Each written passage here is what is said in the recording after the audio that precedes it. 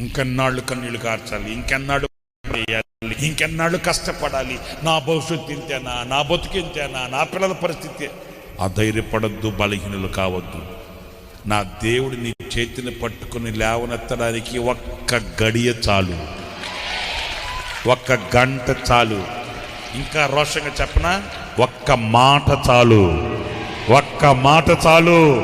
నీ చరిత్ర తిరగరాయబడుతుంది, నీ చరిత్ర వేరొక నూతన అధ్యాయం ప్రారంభించబడుతుంది. నిన్ను చూచేవాళ్ళు నివ్వెర్రపోయేటట్లు అందరిని కృపలో నిన్ను దాచి వచ్చిన దేవుడు అద్భుతాలు చేస్తాడు.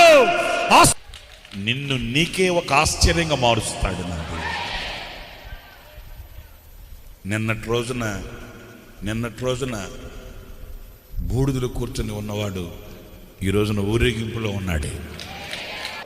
రాత్రిలోని చట్టాలు తల్లకిందులు చేశాడు ఆయన. ఆయనకు అసాధ్యమైంది ఏమైనా ఉందా? మరి ఎందుకు బలహీనలు అవుతున్నారు?